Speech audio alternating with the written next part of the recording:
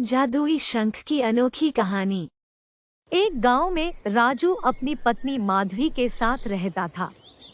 वो लोग बहुत गरीब थे। राजू कम अकल वाला और मंदबुद्धि था, इसलिए उसको कोई ना काम पे रखता था ना कोई काम देता था। इसीलिए उसकी पत्नी माधवी रोज दिहाड़ी मजदूरी करती थी और जो पैसा मिलता था उसमें उन दोनों का गुजारा चलता था। एक दिन की बात है, माधवी की तबीयत काफी खराब थी और वो काम पे नहीं जा पाई। उसी दिन खाने के लिए घर पे कुछ नहीं था। सुनते हो, आज मेरी तबीयत बहुत खराब है, मैं काम पे नहीं जा पाऊंगी और घर पे खाने के लिए भी कुछ नहीं है। आज हमारा गुजारा कैसे चलेगी?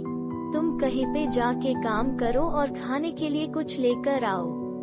ए सुनकर राजू बोला, मैं तो मंदबुद्धि हूँ, मुझे कोई भी काम नहीं देता, मैं क्या करूँ? ए बोलकर राजू खटिया के ऊपर जाके बैठ गया। ए देखकर माधवी ने गुस्से से लाल हो गई और राजू के हाथ पकड़ के उसको धक्के मार के घर से निकाल दी। तुम जब तक काम करके कुछ खाने का इंतजाम नहीं करोगे, तब तक घर लौटना मत।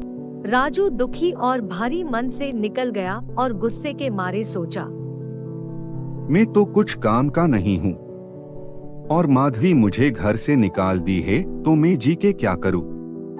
मैं जाता हूँ समंदर में झांस दे देता हूँ। ये सोचकर राजू समंदर के पास पहुंचकर पानी में कूद गया। ये सब सागर देवता देख रहे थे। उन्होंने सोचा, अरे ये क्या हो रहा है? इस इंसान का तो आयु पूरी नहीं हुआ है। मेरी यहाँ पे अगर वो मर जाएगा तो मुझे पाप लगेगा। मैं ये पाप का भागीदार नहीं बनना चाहता हूँ। ये सोचकर सागर देवता ने राजू को किनारे पे लेकर छोड़ दिया। राजू बेहोशी से जग गया।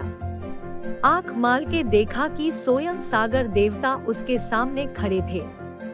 ओ सागर देवता को प्रणाम किया और सब बातें उनको बताने लगा। सागर देवता ने उसके ऊपर दया दिखाकर उसको एक जादुई शंख दिए और बोले, राजू, ये जादुई शंख है, इसको एक बार फूंक मार के जो भी मांगोगे वो पूरी हो जाएगी। ये बोलकर सागर देवता अंतर्ध्यान हो गए। राजू ने खुशी मन से शंख लेके घर चला आया और माधवी को सारी बात बताने लगा। धीरे धीरे जादुई शंख के मदद से राजू और माधवी मन चाहे सारी चीजें हासिल करने लगे और गांव के सबसे अमीर आदमी बन गए। गरीब और अनाथ लोगों की मदद करने लगे। गांव वाले उनके ऊपर बहुत खुश थे।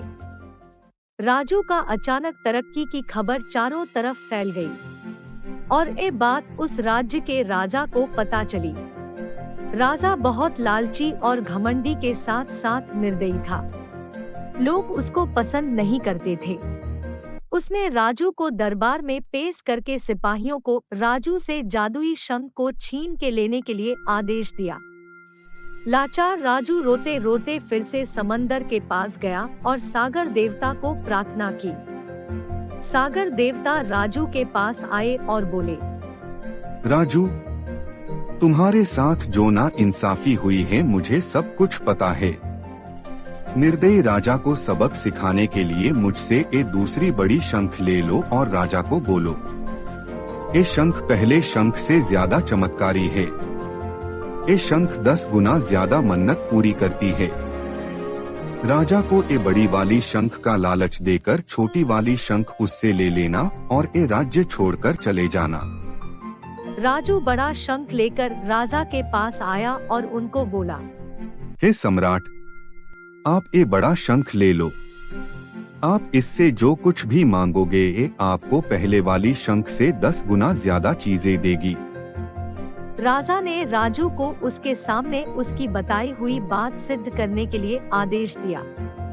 सागर देवता की आशीर्वाद से राजू ने बड़ी वाली शंख से एक सोने की सिक्के का मांग किया, तो एक सिक्के की बदले में 10 सोने की सिक्के आ गए। राजा ने ये चमत्कार देखकर ताजुब रह गया और राजू से बड़ी वाली शंख लेकर छोटी वाली शंख वापस कर दिया। राजू छोटी वाली शंख लेकर राज दरबार से तुरंत निकल गया और पत्नी माधवी को लेकर राज्य के बाहर कोई दूसरी जगह पर चला गया। अभी लालची राजा ने बड़ी शंख को परखने के लिए उसको सोना चांदी हीरे जवाहरात जब मांगने लगा, तब अचानक शंख से बहुत सारे लाते घुसे थापड़ सब निकलने लगे और राजा के ऊपर बरसने लगे। कुछ देर तक ये सब क्रम चलता रहा और अचानक सब गायब हो गए। उसके साथ साथ बड़ी शंख भी गायब हो गया। राजा का अकल अब ठिकाने में आ गया था। राजू अपनी पत्नी माधवी के साथ खुशी खुशी रहने लगा और जादुई शंख के मदद से गरीब लोगों के मदद करने लगा। आपको मेरी वीडियो अच्छी लगी है तो अपने फ्रेंड्स के साथ शेयर जरूर कीजिए और हाँ दोस्तों, लाइक और सब्सक्राइब करना मत भूलिए।